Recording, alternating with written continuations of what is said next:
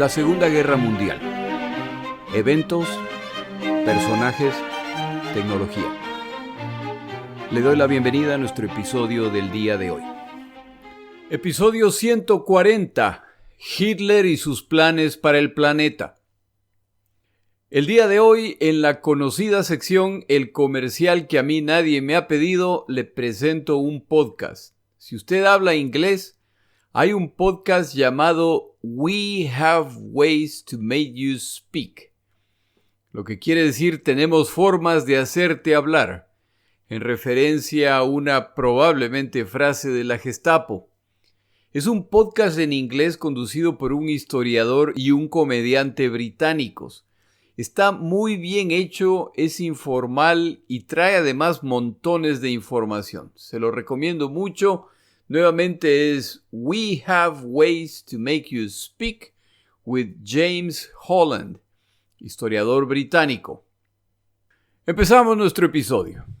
Finalmente llegamos al tema que muchos de mis oyentes han querido escuchar y la verdad es que no están solos. Como he mencionado en otras ocasiones, yo he iniciado una colección de libros respecto a esta guerra, por lo que suelo ir a librerías donde tienen libros nuevos y libros usados, y he tenido la oportunidad de hacer una poco científica encuesta de los temas que le interesan a la gente basado en el número de libros disponibles. Y el tema de Hitler es clarísimamente muy importante si utiliza ese criterio.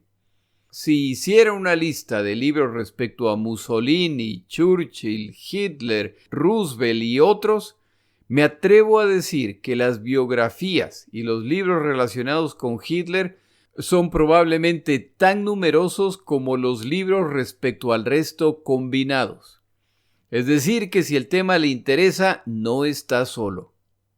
Yo encuentro a Hitler como un personaje poco interesante. Quienes fueron sus cercanos o pudieron relacionarse con él lo describen como un personaje sin atractivo, unidimensional, sin sentido del humor. Lo que tampoco se puede negar es que tenía una capacidad impresionante para enfocarse en unos pocos temas que lo apasionaban. No se puede negar que amaba profundamente a Alemania y que tenía un sentido de predestinación hacia la grandeza. En este último punto, Hitler no es el único y me atrevo a decir que la mayor parte de los grandes personajes de esta guerra, o de los personajes históricos en general, normalmente sienten algo similar. Son ellos o ellas los destinados a salvar a sus naciones o a llevarlas hacia la grandeza. A buena parte esto nunca les ocurrirá, pero a unos pocos sí. Los autores que yo he leído preparando este episodio tienen básicamente una pregunta respecto a Hitler, y esta es: ¿cómo fue posible que un fenómeno como Hitler y el nazismo hayan ocurrido? ¿Cómo fue un ser humano capaz de arrastrar primero a un grupo de colaboradores, luego a una nación y finalmente al mundo al borde del abismo? Y la conclusión a la que llegan es que Hitler existió en un punto muy específico de la historia en que los elementos necesarios estaban ahí esperando a ser desencadenados. Por supuesto, se necesitaba un personaje muy particular para que esto ocurriera. Como ya lo dije, tengo poco interés en el individuo desde el punto de vista personal, por lo que empiezo con unos cuantos datos respecto a su vida para preparar el contexto simplemente. Nace el 20 de abril de 1889 en Braunau, en Austria. Es decir, que Hitler no es alemán de nacimiento. Se muda a Viena en 1907 a fin de entrar a la Academia de Artes o a la de Arquitectura. Pero desafortunadamente para él y para el planeta es rechazado. Como las autoridades más altas de estas facultades vienesas son judíos, el joven Adolfo decide que este grupo no le cae particularmente bien. Le gustan mucho los escritos de Nietzsche y sus referencias al superhombre libre de las leyes y afanes humanos y que busca imponer su visión. Al menos esa es la interpretación de Hitler, quien concluye que esa raza ya existe, pero no se le permite desarrollarse plenamente.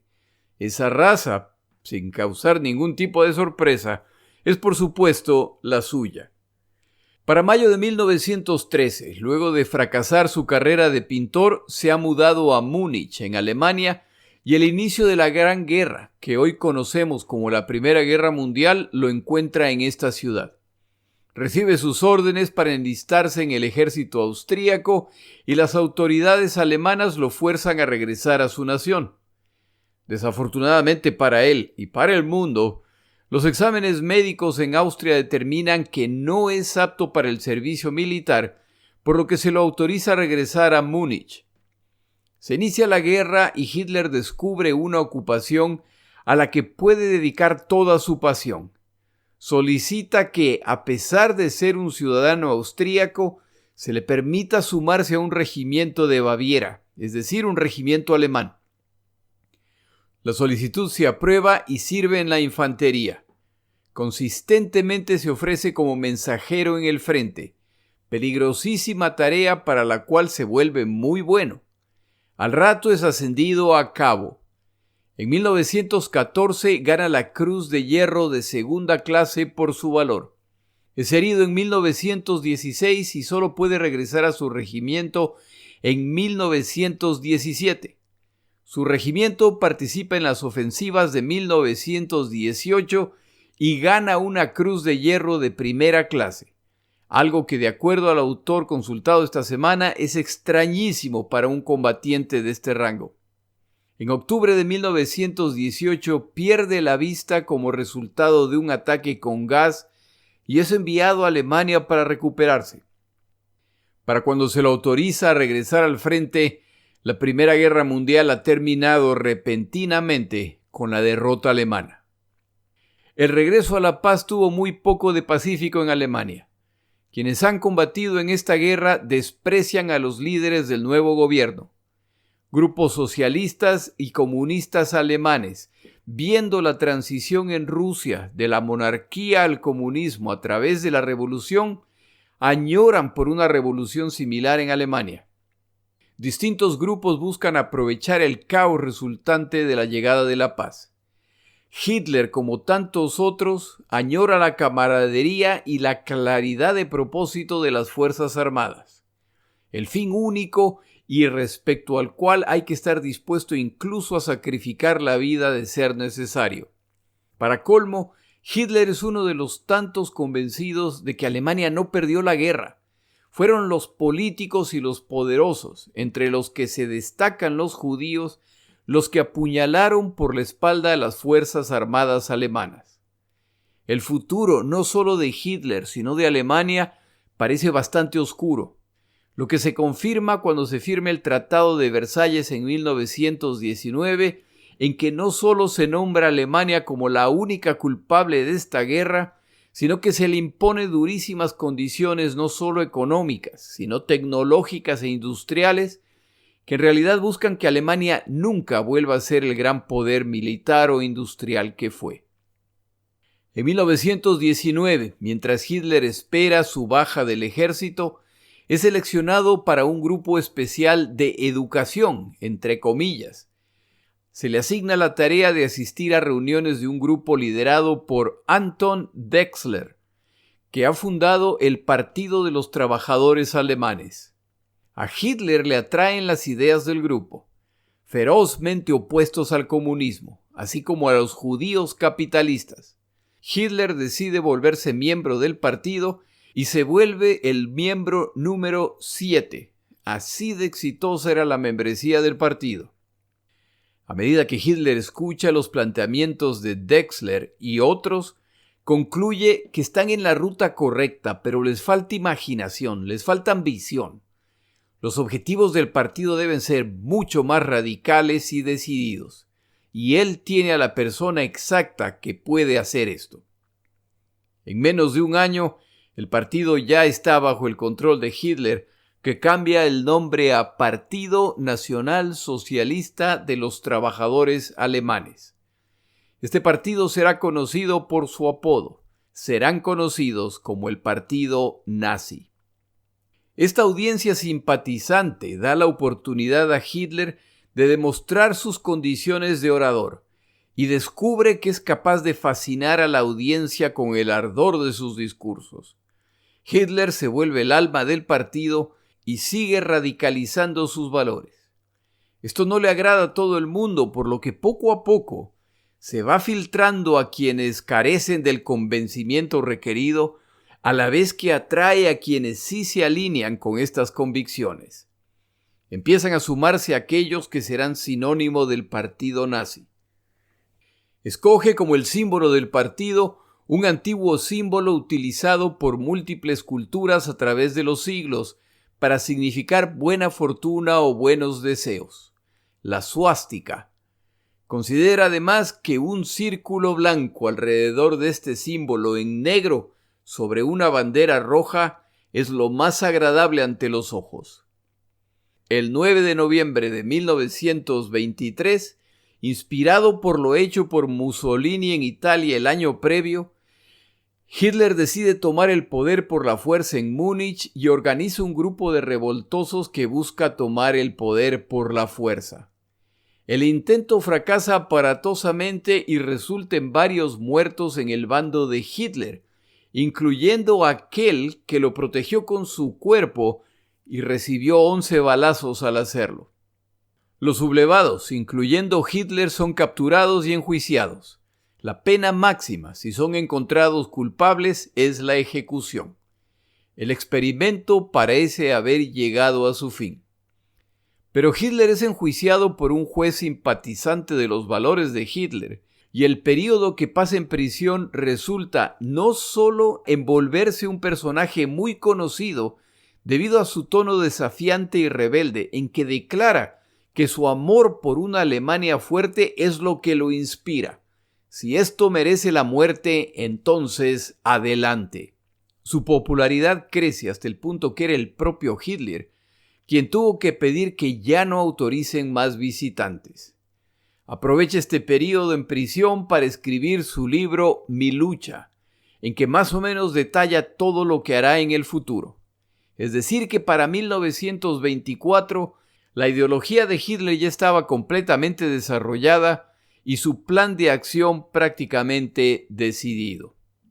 En otros episodios del podcast he relatado la llegada al poder de los nazis.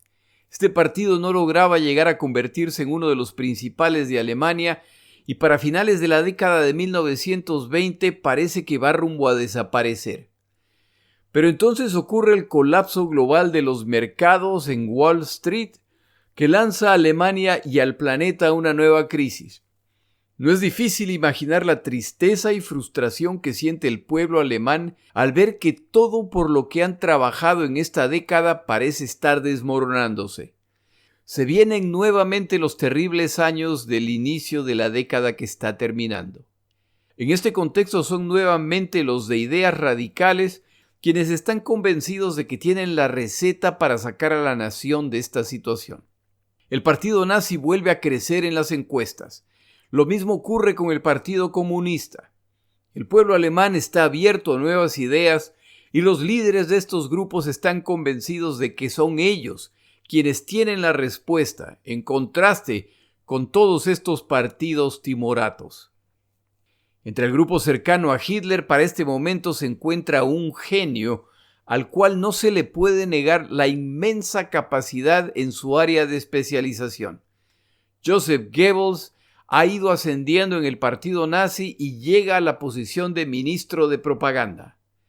Goebbels entiende que su tarea es descubrir qué le interesa al pueblo alemán, qué es lo que les preocupa y cómo llegar a ellos con su mensaje. Y el hombre hace un trabajo magnífico. El partido nazi realiza una campaña con elementos de las campañas políticas del día de hoy. Son los nazis quienes utilizan ampliamente los sondeos de popularidad, las encuestas a los votantes, la comunicación directa por correo, prácticas poco comunes en esos días. Para 1932 el partido nazi sigue creciendo en las encuestas, pero ahora sus números se estancan y Goebbels nota que esos números están cayendo. Esto coincide con una mejoría en la situación económica. Al margen de todo lo hecho, el pueblo alemán no parece tener un inmenso deseo por su ideología, a pesar de que para ese momento es uno de los partidos con más votación en Alemania. Existe la posibilidad de que van de salida. Pero para este momento, Hitler ya ha atraído la atención de los círculos políticos y económicos más altos de Alemania, y en una jugada que a este grupo le pareció magistral, convencen al presidente alemán Hindenburg de que nombre canciller a Hitler, integrando así a los nazis a una coalición para gobernar Alemania. La idea de quienes hacen esto es que una vez que Hitler y los nazis ya se encuentren dentro del gobierno, se los maniatará y controlará. El cálculo es completamente equivocado y es Hitler y su grupo quienes toman el control del gobierno. En enero de 1933, los nazis ascienden al poder y poco a poco toman el control del poder y expulsan a quienes no se alinean con su ideología. Cuando Hindenburg, el presidente vitalicio alemán, debido a la autoridad moral que le reconoce el pueblo alemán, muere debido a la vejez, Hitler aprovecha para consolidar la posición de presidente, que como ya mencioné es una posición permanente y dueña del poder político. La consolida con la posición de canciller, que es la posición en la que él está. Esa es una posición temporal de libre remoción de parte del presidente. Lo que Hitler acaba de hacer es se ha declarado dictador de por vida de Alemania.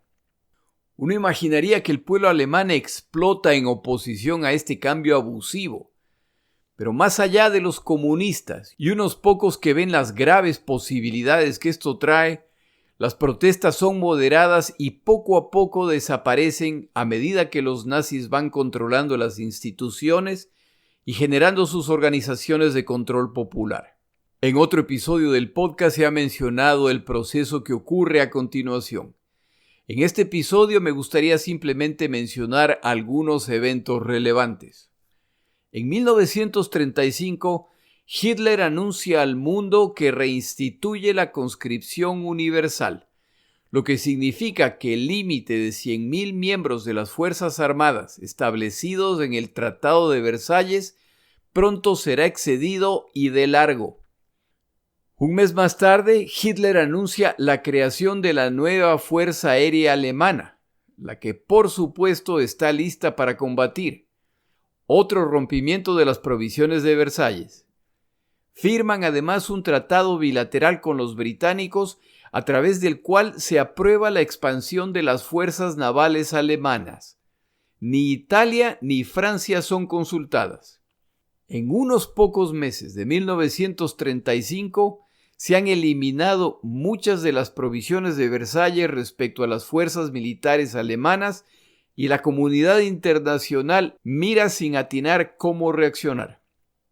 En 1936, Hitler ordena la ocupación militar del Valle del Rin, el cual, de acuerdo al Tratado de Versalles, permanecía en manos alemanas con la condición de que no podían mover fuerzas militares a esta zona.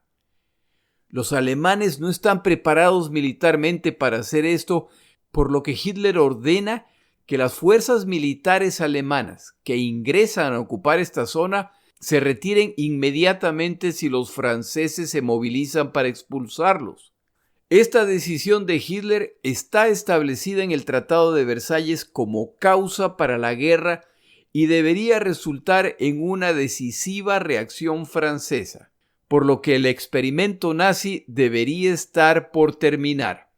El día previo a la ocupación, Hitler da un discurso ante el Parlamento alemán condenando la existencia de esta zona desmilitarizada y comunicando que planean recuperarla.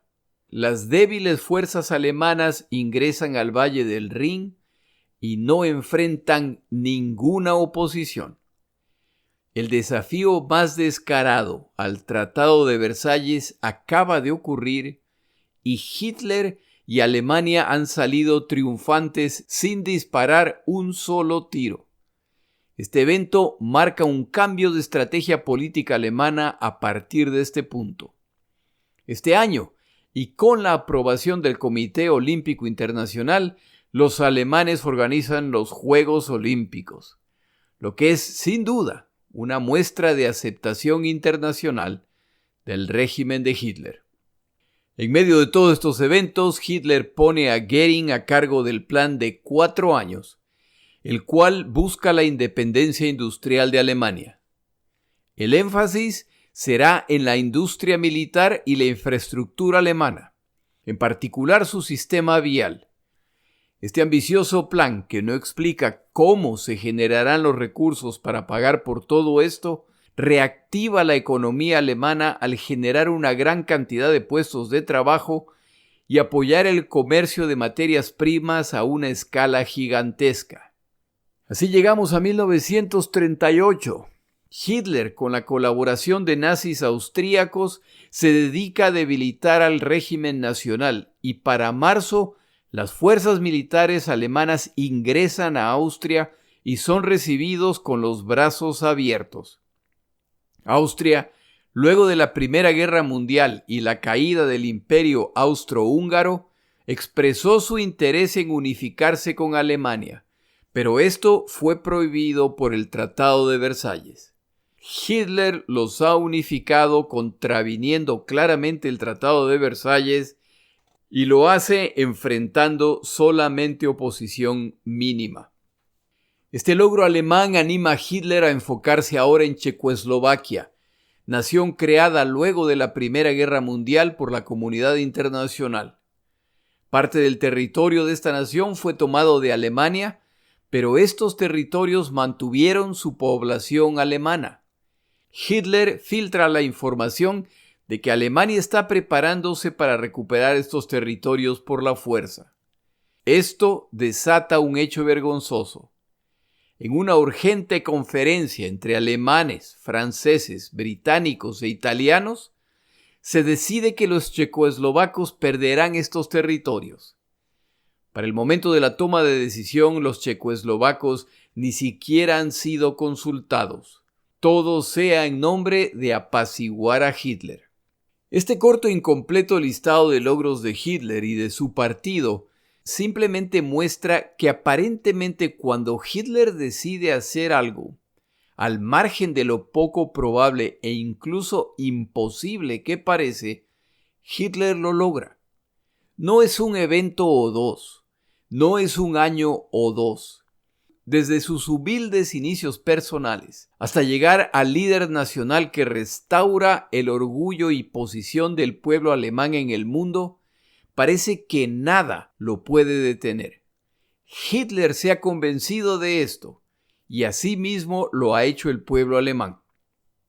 Si en 1938 a Hitler le daba un paro cardíaco y moría, hoy él sería recordado como uno de los grandes estadistas de la historia alemana. Su récord sería empañado por el tratamiento de minorías, su extremo nacionalismo y racismo, pero nadie es perfecto, y cuando los años pasan, la tendencia es a recordar solamente los logros, que en este caso no son pocos. Hitler ha devuelto la autoestima a los alemanes, rechaza y reversa las estipulaciones de Versalles, reunifica a los alemanes esparcidos entre otras naciones como resultado del tratado injusto y para colmo revitaliza la economía alemana postrada desde finales de la Primera Guerra Mundial. Al pueblo alemán le queda muy claro que esto solo se podía haber logrado a través de un hombre, Hitler. No hay otra figura política de esos días o histórica que hubiera sido capaz de lograr todos estos triunfos políticos. Alemania ha llegado a un estatus inimaginable ante las naciones. Ha multiplicado su territorio y se ha rearmado sin apenas disparar un tiro. Es un verdadero milagro y el pueblo alemán se ha entregado a su Salvador, ignorando los graves atropellos ocurridos, de los cuales hablaremos en otro episodio. 1938 es el año de mayores triunfos alemanes hasta el momento. Pero Hitler solamente ha empezado a ejecutar el verdadero plan. En este punto tomamos una pausa.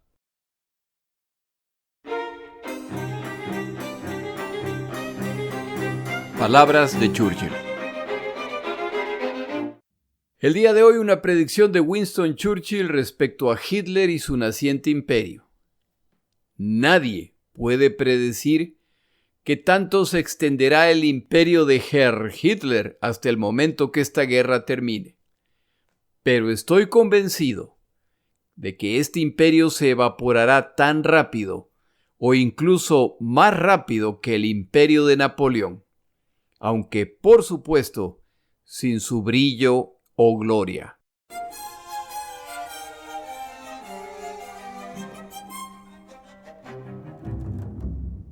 Pero ¿cuál es el plan de Hitler? ¿Cuál es su visión global si gana la guerra? Para responder esta pregunta regreso a un libro que he recomendado en el pasado. Se llama Visiones de Victoria y es escrito por Gerhard Weinberg, uno de los historiadores de esta guerra más respetados del mundo. Entre los primeros datos mencionados por el autor es que desde la década de 1920, los escritos de Hitler revelan que para esos momentos ya estaba convencido del derecho y el destino de Alemania de dominar al planeta. Esto, por supuesto, requiere un líder muy especial y ese es él. Hitler entiende que este muy ambicioso objetivo no podrá ser alcanzado durante su vida. Ve como su responsabilidad iniciar el proceso y ganar las guerras principales para que más tarde un sucesor, después de todo este imperio debería durar 1000 años, se encargue de consolidar el poder alemán con lo alcanzado y prepararse para lanzar la siguiente campaña de conquista. La principal guerra en la que Hitler está interesado es contra la Unión Soviética, sus enemigos declarados a través de toda su existencia política. Una de las características de su grupo es el permanente maltrato de socialistas y comunistas, por supuesto junto con los judíos. El territorio de la Unión Soviética, Hitler sigue llamándolo Rusia, se utilizará para lograr la expansión del Imperio Germano. Estas tierras constituirán el espacio vital en que se producirán los vegetales y animales necesarios para alimentar a este vasto imperio. Hay otra guerra pendiente, menos importante, pero necesaria, y es contra los europeos occidentales que humillaron a Alemania en la Primera Guerra Mundial. En la mira de Hitler se encuentran Gran Bretaña y la muy despreciada Francia. La conquista más allá de Europa está en la lista también, y el obstáculo mayor para expandirse globalmente son los Estados Unidos de América, por lo que Hitler en conversaciones con su aliado Japón ya ha expresado que si los japoneses atacan a los estadounidenses, los alemanes entrarán a la guerra en apoyo a los japoneses. No queda claro cómo planeaba Hitler hacer esto, ya que esa es otra región del planeta y será una guerra eminentemente naval. Aunque Hitler intenta camuflar su racismo a través de llamar a los japoneses los arios de Asia, no existe la menor duda de que si Alemania gana esta guerra, a la larga los japoneses también tendrían que postrarse ante la raza superior alemana. Europa será dividida de acuerdo a la idoneidad de su raza. Los escandinavos, daneses, noruegos, suecos, luxemburgueses y finlandeses serán integrados a Alemania. No como naciones, sino sus naciones serán absorbidas. Bélgica probablemente también caía en esa categoría. En guerras posteriores, Suiza también sería absorbida por Alemania. Al resto se les acabó la buena fortuna. Gran Bretaña sería un territorio ocupado con un gobierno títere. España y Portugal serían países satélites, es decir, no exactamente parte del imperio en condición de igualdad, pero a las órdenes de los alemanes. Sus colonias africanas pasarían a manos alemanas para distribución de acuerdo con sus planes. España recibiría Gibraltar. Italia sería parte del imperio en reconocimiento al histórico Imperio Romano y en gratitud a Mussolini, a quien Hitler en esos momentos todavía ve como un mentor. Hitler planeaba permitir la expansión de Italia. En el este de Europa, el imperio alemán se extenderá hasta los Urales. Esta cadena montañosa se considera el límite entre Europa y Asia. Esto quiere decir que la porción europea de la Unión Soviética, más los países bálticos, serán absorbidos por Alemania, lo que les da acceso a múltiples océanos en preparación para su guerra contra los Estados Unidos de América.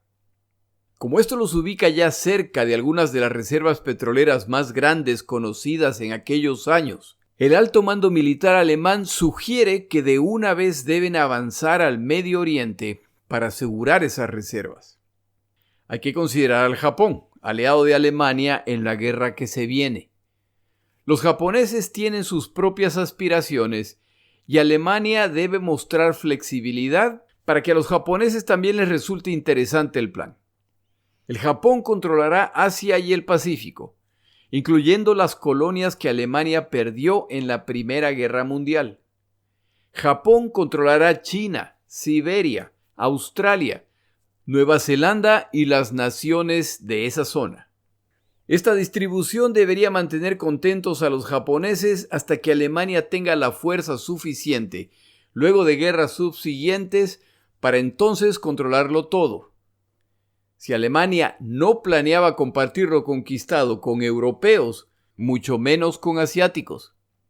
Alemania tendría colonias seleccionadas en África, formando un gran imperio colonial constituido por múltiples naciones. El objetivo de estas colonias sería proveer materias primas o de alta demanda o mano de obra o dificultad para su extracción. África, por lo tanto, proveerá a Alemania de algunas de las materias primas que necesita. Los planes para el hemisferio occidental eran mucho menos claros, pero por supuesto asumen que los Estados Unidos de América no cederán fácilmente su posición dominante en este continente. Los territorios deberán ser divididos cuidadosamente, ya que el Japón también tiene ambiciones aquí, particularmente en Sudamérica. Lo mismo ocurre con los alemanes, que tienen colonias de migrantes numerosas en Argentina y Brasil. Y dentro de Alemania ya se ha expresado interés en tomar control de la Patagonia argentina. Como se puede ver, es un plan muy humilde, pero una parte de la decisión es qué territorios conquistar. Pero una vez conquistados, o cuando ya Alemania sea dominante en el planeta, las naciones y sus poblaciones caerán bajo distintas categorías. Hay los territorios o naciones que ya son parte del Imperio Germano. Luego vienen las que todavía no han sido conquistadas, pero que o serán habitadas por alemanes o cuentan con poblaciones que Hitler y sus nazis consideran que dan la talla racialmente, es decir, son sus iguales. Luego vienen las naciones que no se espera que sean colonizadas por los alemanes.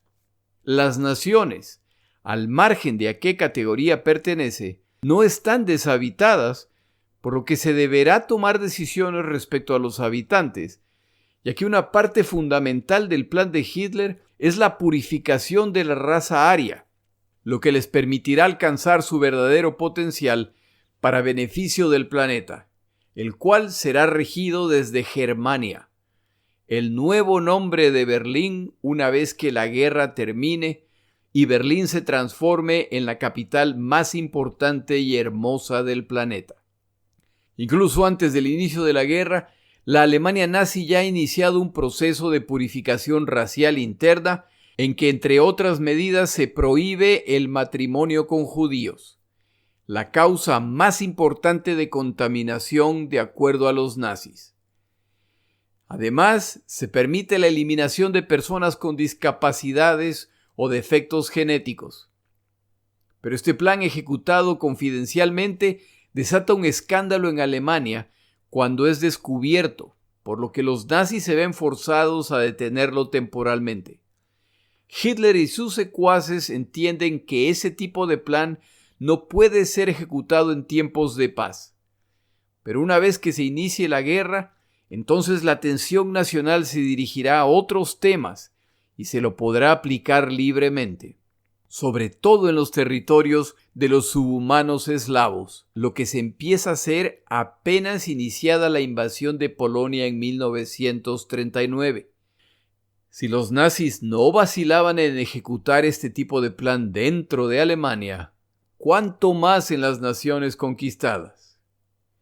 Como queda claro, parte importante del plan de Hitler es la destrucción de los judíos, tarea a la cual se dedicaron grandes cantidades de recursos. Como ese tema es complejo, lo dejo para otro episodio en que se tratará separadamente.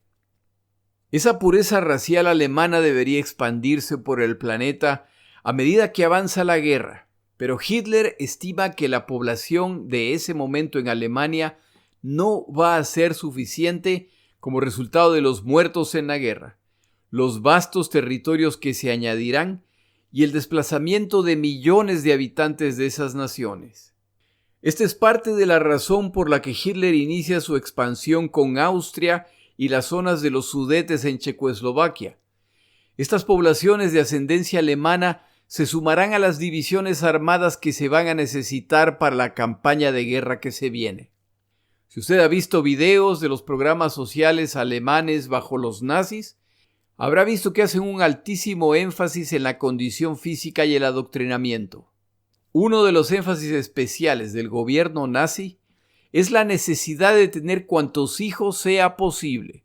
Y aunque la doctrina nazi tenía una careta moralista, estaban dispuestos a permitir prácticas extrañas a fin de incrementar la población. Entre estas se destaca la práctica de los matrimonios con muertos.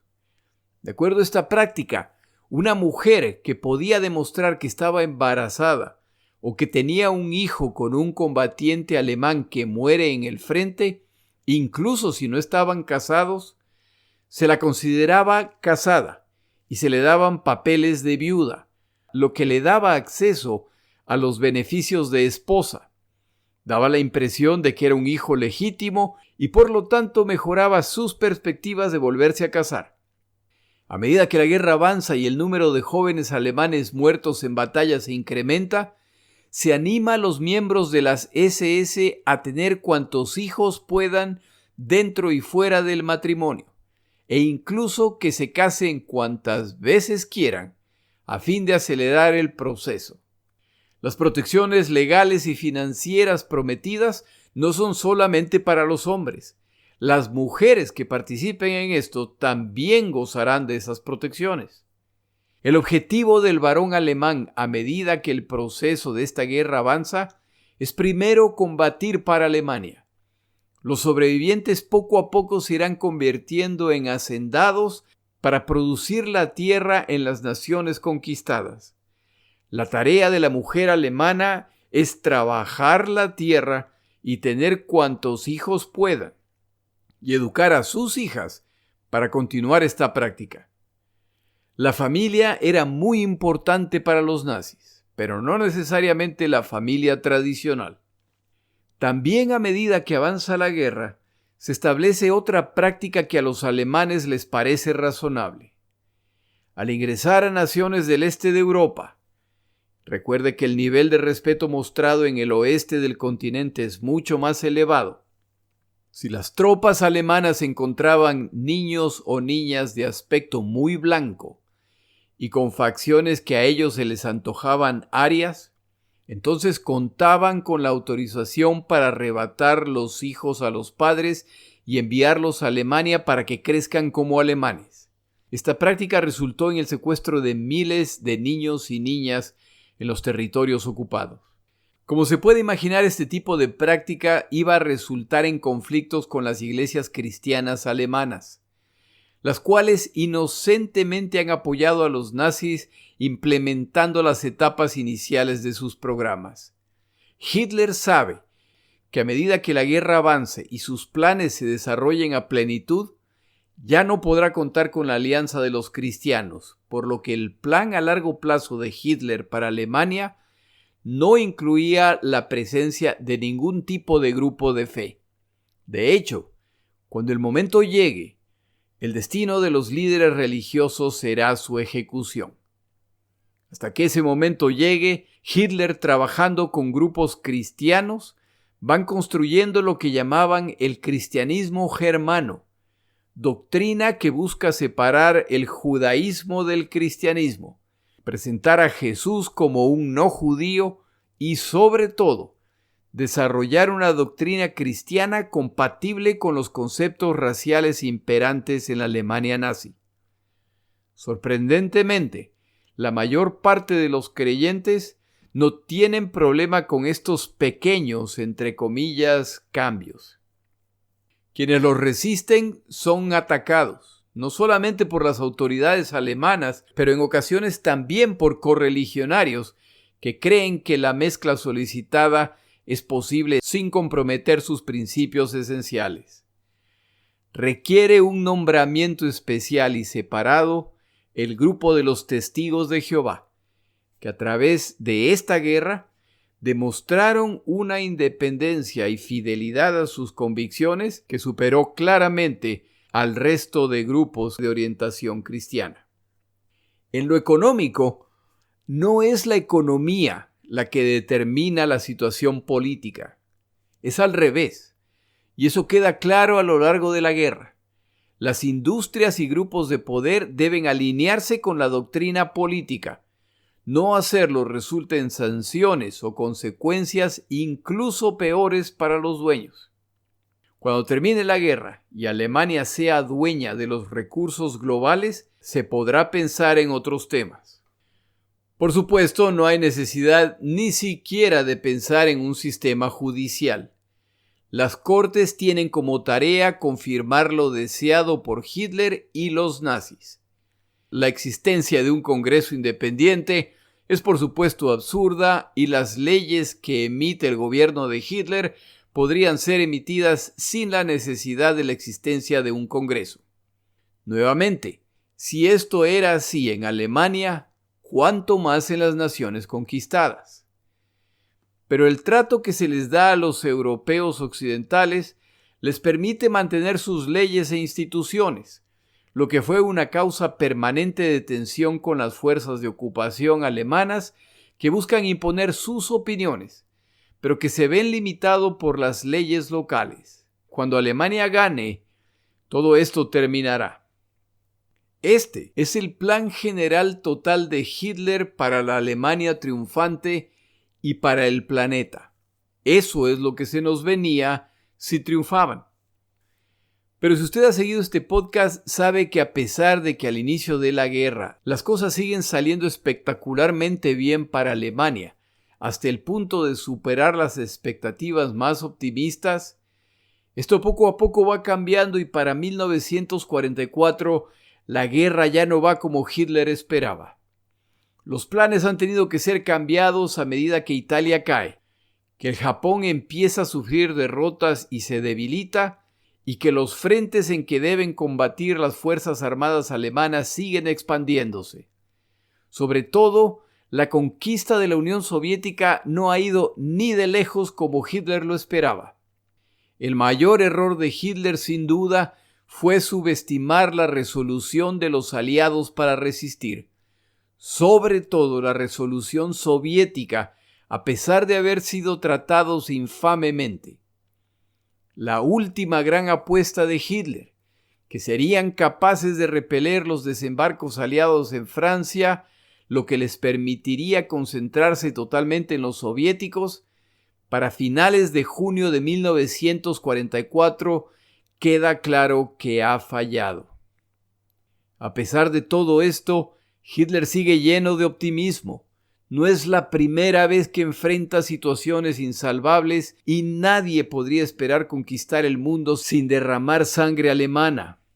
Tal como en el pasado, la providencia vendrá a su rescate, que es el rescate de Alemania. La esperanza de Hitler es que solo hay que perseverar. Pero para este momento hay un grupo de oficiales alemanes que desde hace algún tiempo han concluido que Hitler ya no es el líder adecuado para Alemania, por lo que es hora de terminar esta guerra y la única forma para que esto ocurra es que Adolfo Hitler muera. En el siguiente episodio hablamos de Valkyria, el intento de asesinato contra Adolfo Hitler. Mi nombre es Jorge Rodríguez. Gracias por acompañarme. Para información adicional respecto a este episodio, las notas de este podcast, que incluyen la narración de este episodio, así como acceso a resúmenes, videos, documentales y materiales adicionales gratuitos disponibles en el Internet, por favor vaya a Amazon y busque el libro La Segunda Guerra Mundial, Eventos, Personajes, Tecnología. Al comprar estas notas me ayuda y me apoya financieramente. Puede encontrar información adicional en mi página web, lasegundagm.com. Muchas gracias.